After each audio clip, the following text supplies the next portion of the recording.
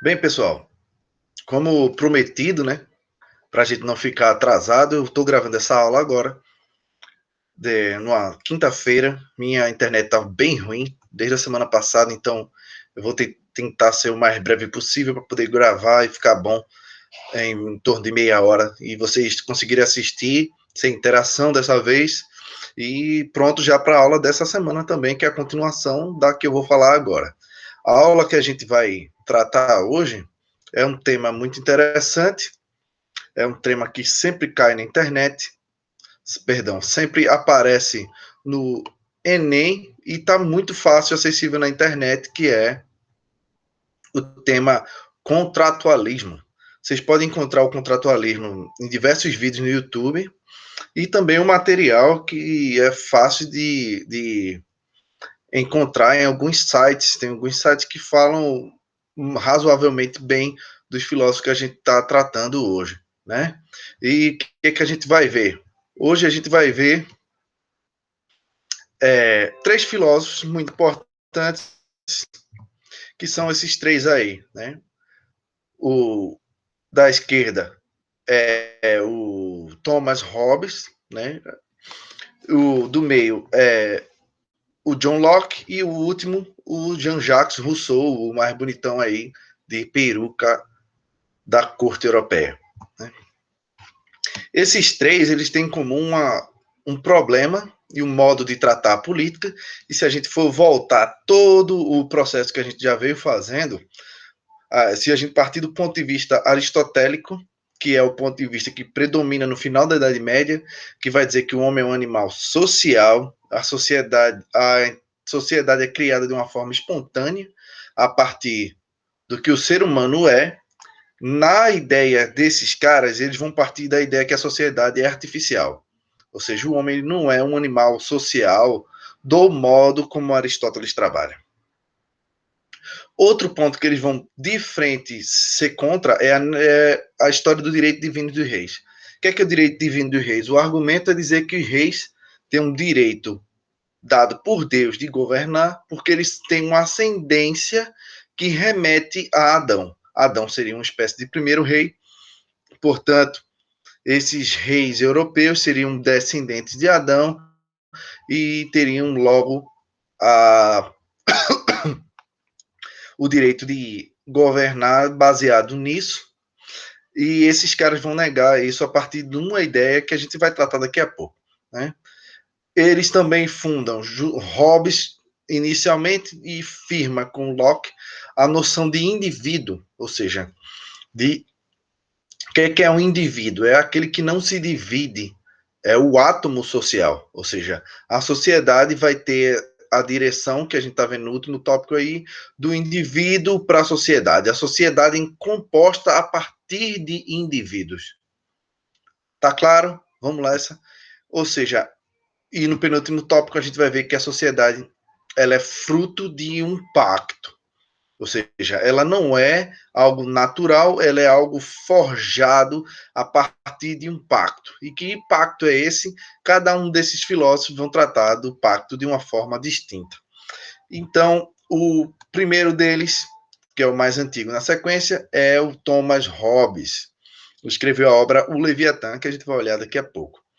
Hobbes ele foi contemporâneo de Descartes, conheceu Galileu, foi assistente de Francis Bacon, que é um pai do empirismo moderno. Ou seja, esse cara teve uma grande círculo de amizade muito bom, que ajudou a ele a criar o pensamento dele. Ele era uma espécie de empirista também,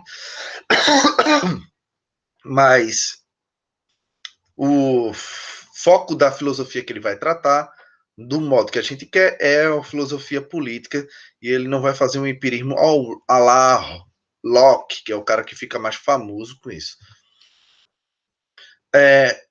Ele parte da ideia do estado de natureza. O que é o estado de natureza na visão de Hobbes? A frase que está ali em cima, logo no título, a gente pode dizer que no estado de natureza de Hobbes, todos são contra todos. Ele parte do pressuposto ou da ideia que o ser humano é ruim por essência. Ou seja, o ser humano é um bicho cabuloso, de frente. Por quê? Na ideia de estado de natureza, é um estado que é pré-sociedade. Nesse estado de pré-sociedade, os seres humanos estariam dispostos a fazer de tudo possível para satisfazer os seus desejos. Ou seja, se há necessidade de comer e o outro tem, um tem comida, o outro não, poderia roubar, poderia matar. Ou seja, não há crime no estado de natureza, porque não há lei, não há juiz. Ou seja, nesse estado de tentativa de preservar a sua integridade física, cada um vai fazer o que for possível, né? Ou seja, a noção que Hobbes levanta, no ponto 3 vocês vão ver aí, que é a chamada de positivismo. Jus tem a ver com direito, e o positivismo é dizer assim, é que o direito só vai começar quando começar a sociedade. Né? Aí, o que é que acontece? Nessa guerra de todos contra todos, na frase que tem ali embaixo também, a famosa na boca dele, né? Que o homem é o lobo do homem, não é dele, mas gostam de atribuir a ele, mas não é dele. Você viveria num estado constante de medo, de guerra. Nesse estado de guerra, né? Pelo medo de ter uma morte violenta, medo de ficar sem nada, os seres humanos iam entrar num pacto, e nesse pacto, né, eles iam abdicar da sua liberdade, e nessa abdicação da sua liberdade, eles criariam a sociedade. Eu gosto de dizer que essa parte é uma espécie invertido daquele seriado The Walking Dead. No seriado The Walking Dead, existe a sociedade e a gente cai numa espécie de estado de natureza, onde não mais há regras, leis que podem ser pautadas pelo comportamento humano. Ou seja, você assistir o seriado, a galera mata, rouba, estupra e à vontade, né? Porque não há lei. A lei é do mais forte nesse sentido. O Hobbes, ele vai deixar claro de que, apesar de haver as diferenças físicas entre os indivíduos, eles poderiam, no estado de natureza, se associar para matar um indivíduo mais forte. Então, mesmo o indivíduo mais forte, ele também está sob ameaça. Aí o que acontece? Na passagem do estado de natureza para a sociedade, você abdica das suas liberdades individuais para o Estado. O Estado agora ele é concebido como a união de todas as pessoas, né, nessa tentativa de preservar sua vida, e o Estado tem uma característica para Hobbes que ele deveria ter o poder absoluto. Uma vez firmado o pacto, você não pode mais dar para trás. Ou seja, o governante tem um poder absoluto e o uso legítimo da força. Na capa do livro dele, o Leviatã, que está aí para vocês, tem uma representatividade muito bacana, né? Na mão direita dele, né, que está na sua esquerda, é a espada, simbolizando o uso legítimo da força, ou seja, as pessoas não poderiam matar e praticar violência mais à toa, mas apenas o Estado. Na outra mão, na esquerda, o cetro, simbolizando o uso religioso, o poder religioso também é do Estado, e a coroa, simbolizando realmente o poder de mando e de desmando. Ou seja, o poder absoluto do Estado é que ele cria as regras. E no corpo, o corpo do Leviatã, que é um monstro da Bíblia, um monstro que aparece em algumas mitologias, um monstro muito forte, muito potente, é que o Leviatã é composto por cada indivíduo. Ou seja, cada indivíduo isoladamente, depois de formado o pacto, dá poder ao Leviatã agora de governo e de formação da sociedade. Ou seja, o Leviatã ele tem um poder absoluto sobre os cidadãos.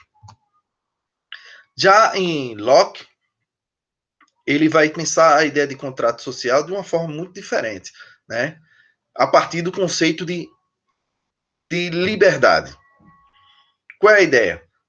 Para Locke, o estado de natureza não é como o de Hobbes, não é uma guerra de todos contra todos. Porque ele concebe o homem como racional, como livre de nascença, ou seja, o homem é naturalmente livre. O homem é a ideia do justo naturalismo que aparece aí no segundo ponto para vocês. É o direito natural à vida, à liberdade e à propriedade. No estado de natureza, que seria um estado um pouco um Éden, né? Se a gente pensar num sentido bem vago, os homens, né? Então, tem todos os recursos dispostos a eles ali, e como eu já citei nas outras aulas que você já pode ter visto, o exemplo de Locke tem uma macieira, né? A maçã ali é propriedade de todos. A maçã, se ela ficar lá pendendo, cair, ela vai apodrecer. Mas se você for lá pegar essa maçã, ela faz parte agora da sua propriedade. O homem nasce e a primeira propriedade do homem é o seu corpo. Com o corpo, o homem pode produzir trabalho, ou seja, o seu corpo, o trabalho que você teve de buscar maçã, faz com que você aproprie aquele bem comum agora para ser um bem privado. Ou seja, é assim que, na ideia de Locke, através do trabalho, você funda a propriedade privada. Só que nesse estado de natureza, né, poderia ocorrer a violação desses direitos naturais, tanto o direito à vida, né, podem ter assassinatos, o direito à liberdade, alguém cercear a liberdade do outro, trancafiar, direito à propriedade, você roubar a propriedade dos outros, né, e para garantir a manutenção desses direitos naturais, a sociedade é formada. Por que não no estado de natureza? Porque, segundo Locke, as pessoas costumam julgar de forma parcial no estado de natureza. Ou seja, você julga de acordo com aquelas suas afinidades, né? Você julgaria um amigo de um jeito e um inimigo de outro. A formação da sociedade ajuda nessa questão da justiça. A justiça deve ser imparcial no ponto de vista de Locke. Ou seja, quando você tem a sua propriedade através do corpo, trabalha e faz propriedades, você também tem uma legitimação do acúmulo de propriedade, né? O exemplo de Locke é interessante. Dizer assim, você tem várias maçãs, você conseguiu apropriar algumas maçãs e agora elas fazem parte da sua propriedade. Você foi lá, fez um cercadinho e cultiva algumas macieiras. Só que aquelas maçãs elas vão apodrecer se você guardar. Ou seja, você precisa trocar aquelas maçãs por algo que seja muito mais duradouro, como o ouro, por exemplo. Aí você entrega uma porção de maçãs e fica com ouro. O ouro você pode acumular, né? Porque ele não vai se estragar com facilidade. Esse acúmulo do ouro, segundo Locke, eu poderia trocar esse acúmulo agora pelo trabalho de outra pessoa. Ou seja, eu posso pagar pelo serviço de alguém e ficar com o lucro. E a pessoa com uma pequena porção relativa ao trabalho dela. Ou seja, na ideia de Locke, o enriquecimento é justo. Ou seja, você conseguir, através do seu trabalho, enriquecer e mesmo pagando através do trabalho do outro, não há nenhum tipo de problema nisso. Não é visto como algo nocivo à sociedade. Aí, no caso do estado de natureza para a sociedade civil, há uma garantia das liberdades individuais, garantia da propriedade privada e da justiça imparcial. Ou seja, o Estado ele é um elemento que ajuda a garantir aquelas liberdades e aqueles direitos que você já tinha no estado de natureza. Por isso que a ideia do jus naturalismo, é o direito natural. Ou seja, para o Locke, o homem nasce com alguns direitos e esses direitos devem ser garantidos. Se o governante não cumprir com o pacto social, ele pode ser sim deposto, ou seja, um direito à resistência. O governante tem que encarar e tem que fazer com que seja possível que os direitos naturais sejam garantidos nessa sociedade. Vou passar esse aqui que eu acabei de falar, para a gente correr logo para Rousseau. E Rousseau tem outra ideia distinta do que é o estado de natureza. É a ideia do bom selvagem. É provavelmente influenciado pelo descobrimento das Américas, né? Onde você via uma sociedade muito distinta da sociedade europeia, que fez com que os caras pensassem assim, como é possível Como é que a gente chegou a esse momento tão ruim da sociedade, onde as pessoas se matam por pequenas coisas, pequenas besteiras, fazem de tudo pela propriedade privada. Onde, por exemplo, numa tribo indígena, havia uma espécie de comunitarismo, de as pessoas não acumulavam bens, distribuíam bens entre si e todo mundo vivia bem. Qual é o problema? Onde é que teve a corrupção? Segundo Rousseau, a ideia foi que, quando fundou-se a propriedade privada, quando alguém cercou um local e disse isso aqui é meu e as pessoas não fizeram nada, aí sim houve o primeiro mal, que foi nesse momento ainda no estado de natureza. Ou seja, alguém foi, cercou e disse que a propriedade era dela e gerou uma desigualdade entre os homens. Ou seja, uns homens tinham propriedades, outros não tinham propriedades e acabavam sendo escravizados por esses outros. Entende qual é a questão? No estado de natureza, para a sociedade civil, a ideia de Rousseau é dizer assim: os homens, para não serem escravos de ninguém, eles fazem um pacto para poder, nesse pacto, pela vontade geral, o homem possa estabelecer leis que vão lhes garantir a liberdade. Ou seja, é na sociedade, com leis fundadas na vontade e na necessidade de todos, que o homem realmente funda-se na liberdade. Ou seja, a lei é liberdade. A lei não é diferente de Locke. A lei é para impedir, de Locke não, perdão, de Hobbes. A lei serve para impedir que o homem coloque esse instinto mais perverso para fora. Rousseau vê como o contrário, né? O homem, ele é bom, a sociedade o corrompe por causa dessa diversidade fundada na propriedade privada, e a liberdade ela é concebida e conseguida quando, no conjunto de leis que é fundada a partir dessa vontade geral da sociedade, o cidadão vai servir a lei porque ela é racional e ela é imposta por ele mesmo. Ou seja, a lei é uma espécie de imposição que você faz a si, racional. Você foge daquele estado que poderia ser um escravo de outra pessoa.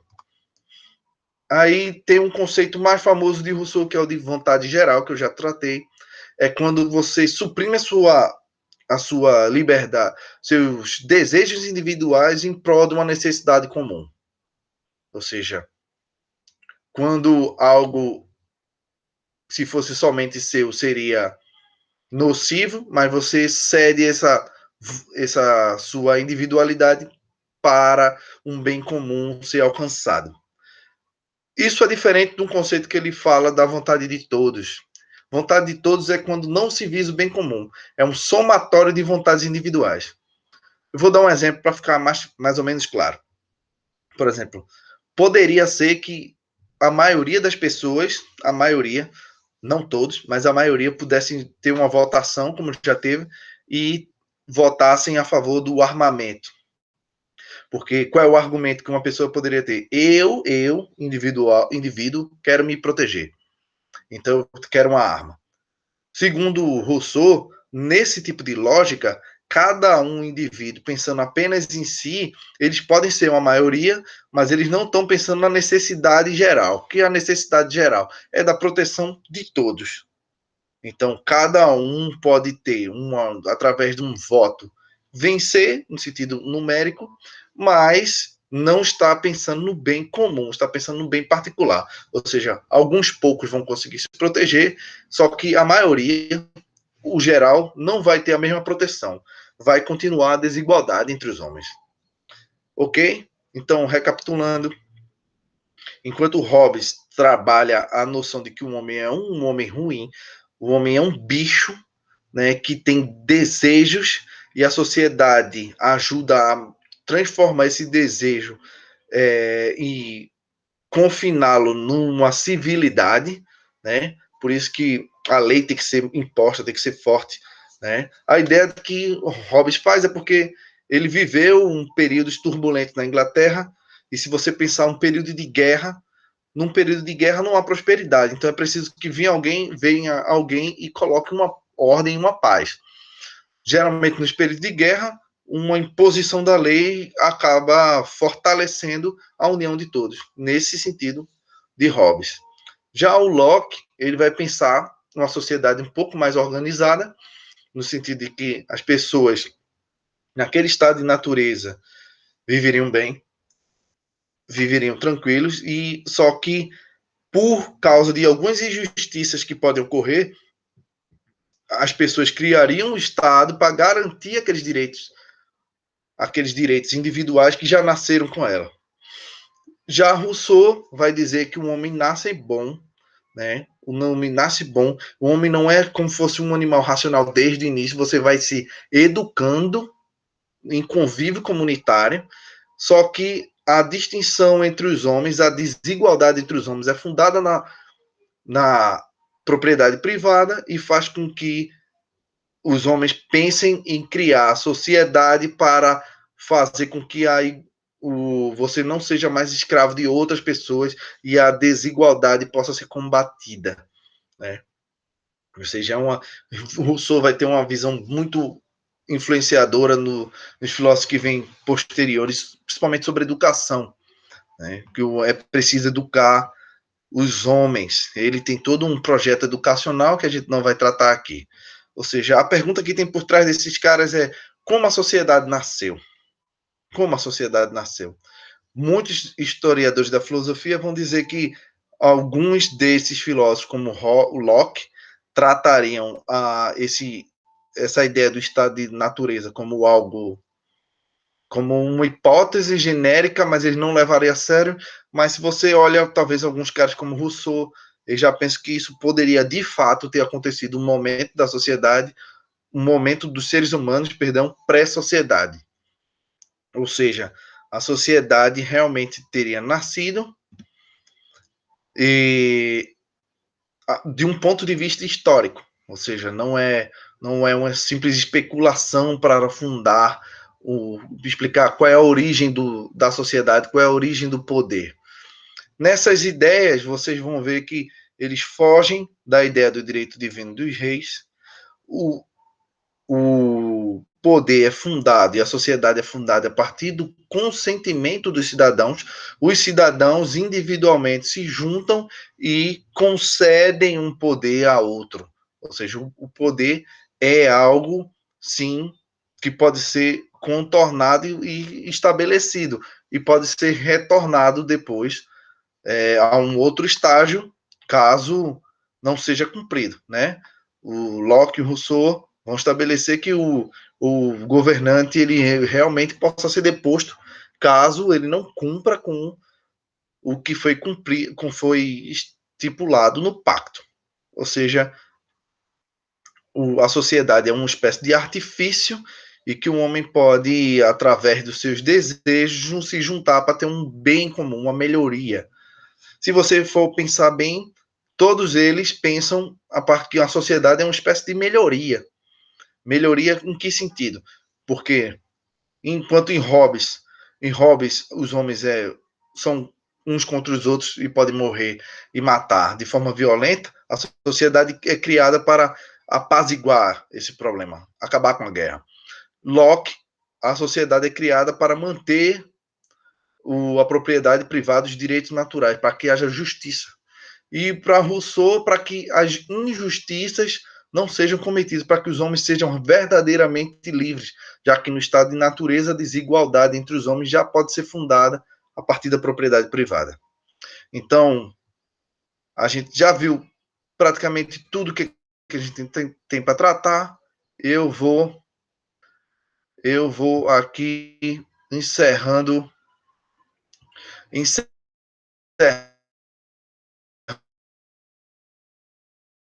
a aula. Estão mais rápido a gente ter uma aula na sexta-feira sobre um outro tópico que eu vou elaborar daqui a pouco. Obrigado e até mais. Valeu, pessoal.